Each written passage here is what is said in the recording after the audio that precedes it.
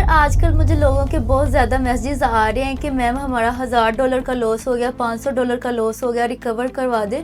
आप उनको बताएं कि वो क्या मिस्टेक कर रहे हैं, उनका क्यों लॉस हो रहा है। देखें, जो भी आपको कहता है, ट्रेडर आता है आपके पास, आता है आपको कहता है लॉस हो गया है, तो वो कहते हैं कि रिकवर करवा दें। हर कोई कहते हैं कि अभी मेरा अकाउंट रिकवर हो जाए, तो इस तरह नहीं होता है।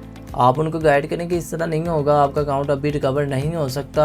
आप खुद इतनी देर से ट्रेड कर रहे हैं, आपको एक्सपीरियंस है मार्केट में कि ऐसे नहीं होता कि उसी टाइम आपका भी लॉस होता है, हमारा भी लॉस होता है, उसी टाइम रिकवर नहीं हो सकता। हो भी जाता है, लेकिन ये है कि प्लान के साथ, जब वो प्लान बनाएंगे तब वो इस चीज़ को रिकवर कर सकते हैं। और इस चीज़ पे स्कैम भी बहुत ज़्यादा होता है लोगों के साथ। आपको पता है कि स्कैम क्यों होता है? सर आप थोड़ा एक्सप्लेन करें कि स्कैम किस तरह लोग करते हैं।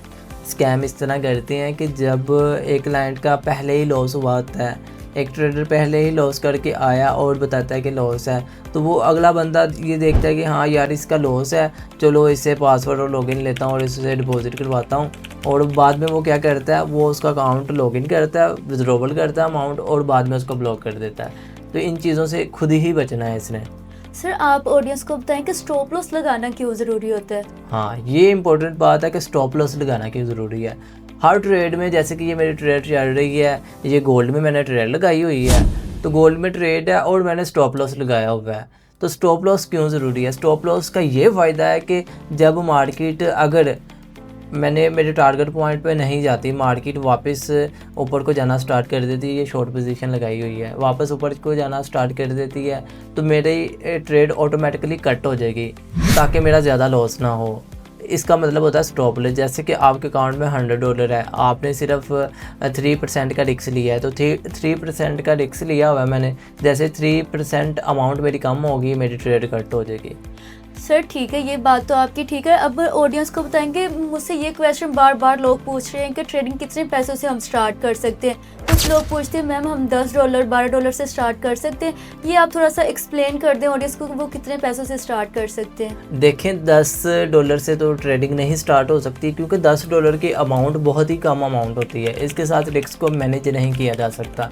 इसलिए जिसने भी ट्रेडिंग करनी है वो $100 के साथ करे ट्रेडिंग, जिसमें वो अपना 5% तक रिस्क ले और अपना टारगेट पॉइंट 10% रखे। तो ये अमाउंट अच्छी अमाउंट है $100, या अगर कोई इससे प्लस अमाउंट कर सकता है तो वो कर ले, इससे नीचे अमाउंट समझ में नहीं आता। सर बिगनर के लिए कोई आप बताएं ना, वो किस तरह स्टार्ट कर सकते हैं।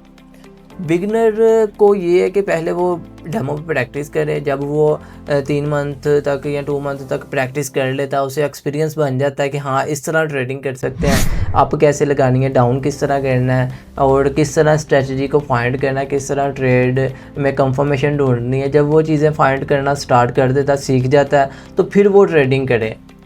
ठीक है। ठीक है सर, आप ऑडियंस को ये भी बताएं कि वो कितना इन्वेस्ट कर सकते हैं, उनके अकाउंट में कितना बैलेंस है और उसमें से वो कितना इन्वेस्ट कर सकते हैं, कितने की ट्रेड लगा सकते हैं। हाँ, यही बता रहा हूँ मैं, पहले भी आपको बता चुका हूँ कि अगर उसके अकाउंट में $100 है तो वो अपनी ट्रेड जो सी है वो कम से कम $1 की या $2 की वो ट्रेड प्लेस किया करे, मिनिमम सा रिस्क लिया करे। अगर रिस्क से ज़्यादा लेगा लॉस होने के चांसेस भी ज़्यादा हैं। ये चीज़ें सीखना होगी। और टाइम का भी बताएं सर, ये बड़ी गलती करते हैं, ऑडियंस बड़ी गलती करती है। टाइम बताएं कि कितना उनको मैनेज करना चाहिए, 1 मिनट की लगानी चाहिए, 10 सेकंड की लगानी चाहिए, ये भी बताएं थोड़ा सा। हाँ, ट्रेड जो सी है अगर 5 सेकंड की लगेगी या 10 सेकंड की लगेगी, उसमें रिस्क ज़्यादा होता है। जितना कम सेकंड होंगे उतना रिस्क ज़्यादा होगा, उतनी जल्दी ट्रेड क्लोज होगी। इसलिए कम से कम 1 मिनट की ट्रेड लगानी चाहिए मार्केट में। ठीक है, अगर क्यूटेक्स पे ट्रेड कर रहे हैं 1 मिनट की ट्रेड लगाएं, कोई भी स्ट्रेटजी यूज़ कर सकता है। अगर फोरेक्स में कर रहे हैं, फोरेक्स में 15 मिनट का टाइम फ्रेम सेलेक्ट करके एनालिसिस करना चाहिए।